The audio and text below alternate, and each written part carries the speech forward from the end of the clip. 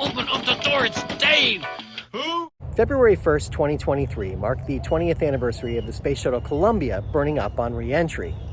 And I kind of missed that date. I wasn't really paying attention, but there's a significance to me, and I wanted to share that with you. So let me jump back in history a little bit.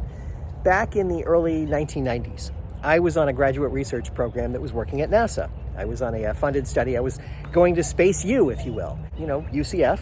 And I had a program where I was working on something related to payload processing. And it was kind of interesting, and there was a lot of interesting work there, and there was some cool things that I learned about the space shuttle and so forth in my early days. About maybe a third of the way in, my graduate research advisor left to take a full-time position somewhere else.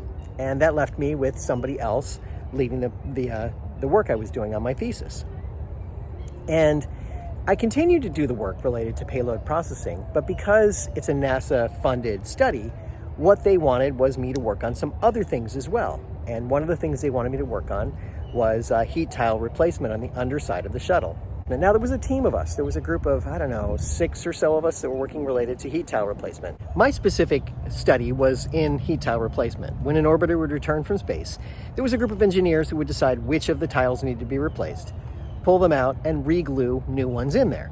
And there was a whole process for that, and they used some shims to get the airflow around them and so forth. There were a couple of other people who were working on other projects related to heat towel replacement in terms of how they did it, the ergonomics of replacing them, and so on. So there was a couple of studies ongoing that we all worked on. And we kind of crossed over because we helped each other out at times. It was kind of an interesting time, and really enjoyed doing the work out there. Now, unfortunately, one of the things that I learned was this is a government agency. And there's a lot of politically charged type of things going on out there. So when something happens, everyone's finger pointing, and no one wants to take accountability for making a decision that could lead to a problem, right? It's always this funny thing.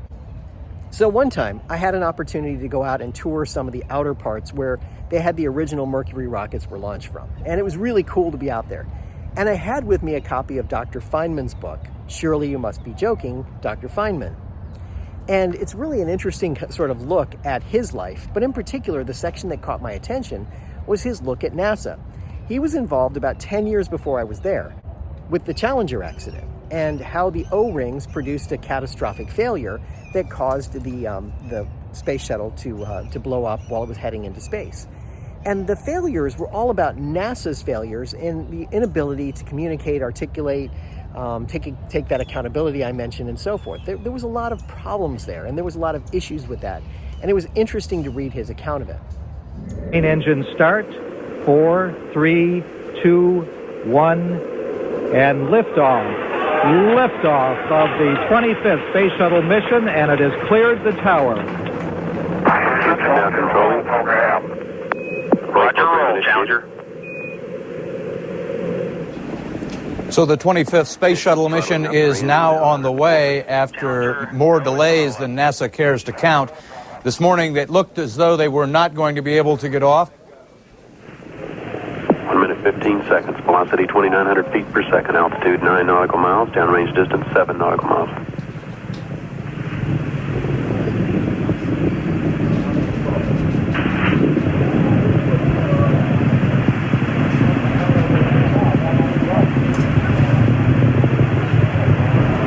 Looks like a couple of the solid rocket boosters blew away from the side of the shuttle in an explosion.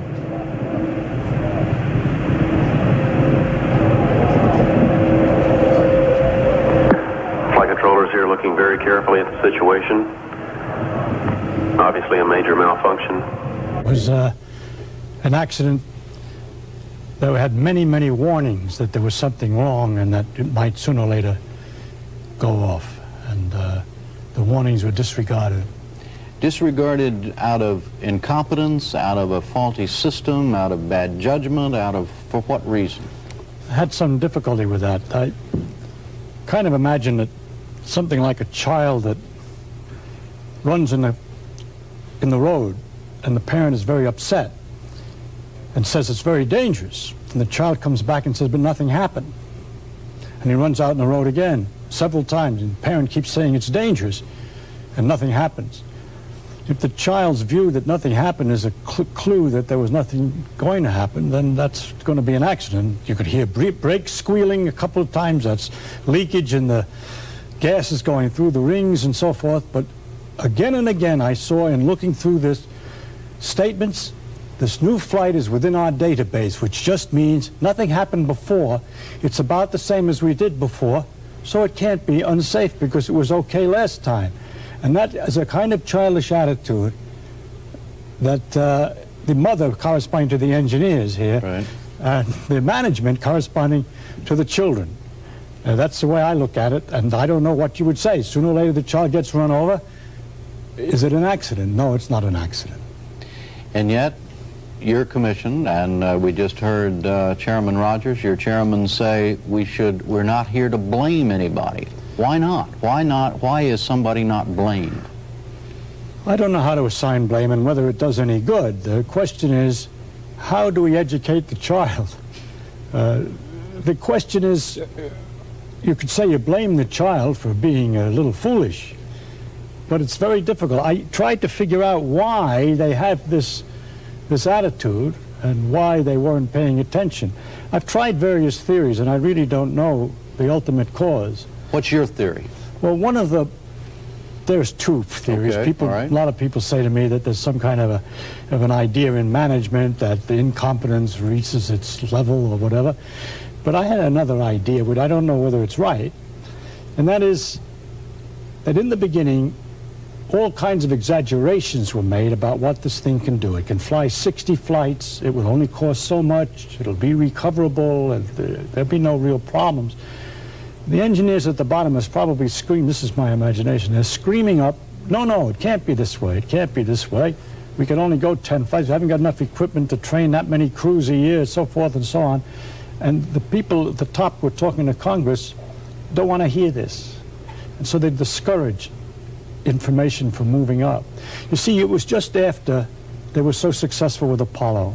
And in that case, they were doing a project with just a little bit harder than they could do, just a little bit harder, so they could do it. Mm-hmm. And they would solve one problem. No, this is my imagination. I'm imagining. I wasn't there.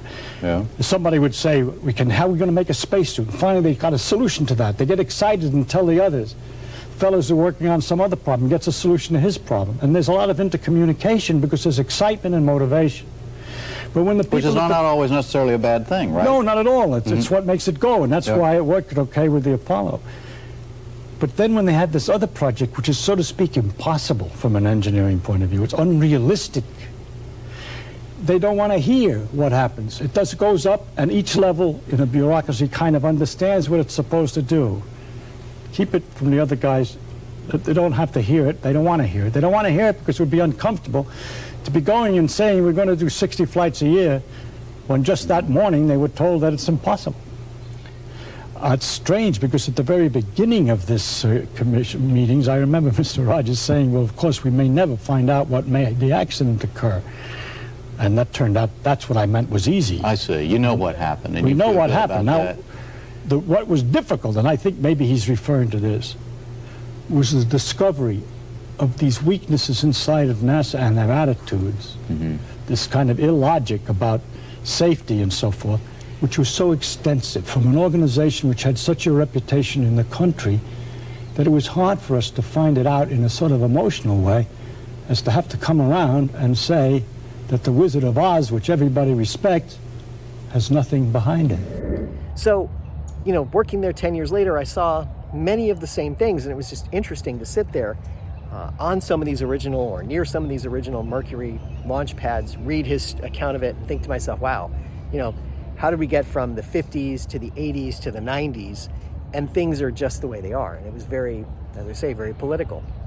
So anyway, we did a lot of work, and we produced all of our findings. We produced documents, records. I sat in the NASA library and went through some range safety records and learned a lot about the safety aspects of how they launch vehicles. So there's a lot to be said for all of that stuff, and it was really kind of enlightening in a way. You learn about how the Air Force at the time, because now they're Space Force, but at the time it was the Air Force, ran most of the operations and had very specific safety things that they did. But because there was all these NASA contractors and different people working there, the safety aspects maybe changed just a little bit. So anyway, that we produced all of our findings. We put together documentation, we shared it, we produced it, we did whatever. And the NASA engineers thanked us for our hard work, but what we found was that they pretty much discarded everything we talked about, and in some cases actually threw some things away. I won't get into the details of that, but there were some things that just disappeared along the way. So it was kind of weird how that worked out, that while we were thanked for our work, it kind of went by the wayside. Flash forward about 10 years after that happened, and the Space Shuttle Columbia took off and went into orbit, and there was some damage done by the foam on the external part of the tank that hit some heat tiles and knocked them off. And when the Columbia vehicle returned from space, it actually caused a catastrophic damage because of the heat that was getting into the underside of the orbiter where the heat tiles were missing, wound up destroying it, and it actually disintegrated on re-entry. Because we've got some breaking news. A few minutes ago, it was about 8 o'clock because we had just started at the top of this hour, the Space Shuttle Columbia was going over North Texas. You're looking at a live picture now of Mission Control. And this was the shuttle going over North Texas. At the time, it looked like a normal re-entry because the shuttle would normally light up in re-entry because of the heat of the friction of the Earth's atmosphere. But then we began to see this. If you'll notice here, it looks like you can see pieces of the shuttle coming off. Pieces of the shuttle coming off, and NASA, we can confirm that the shuttle is behind schedule. It was to land in Florida. There you see what appears to be multiple pieces of the shuttle. We cannot confirm whether this is an indication that the shuttle broke up upon re-entry or not. Well, we can confirm right now that NASA has told us shuttle was at an altitude of 200,000 feet, traveling at 12,000 miles an hour. When Mission Control confirms it lost contact, there's been no further communication with the shuttle Columbia since then. But among the findings that I presented was something about heat tile replacement and how there was the possibility, at least it could happen, that there could be a catastrophic failure if certain things weren't done with the orbiter and the heat tiles weren't put on correctly, or they didn't let the airflow between the gaps on the heat tiles go a certain way to the tolerance they're supposed to, those kinds of things. It could cause catastrophic failure. And most of that went unheeded. A little more context for you. As we look at the underside of the orbiter, we see what they call the acreage tiles. It's 20,000 heat-resistant tiles that are underneath there. And in reviewing the data, what we found was that there was heat tile damage that had been caused on previous flights, on all of the orbiters. When you look at each of them, you realize that they came back with varying amounts of damage to the heat tiles. Now, none of them were catastrophic, but it was kind of a warning sign, or should have been, and that's what we included in the report.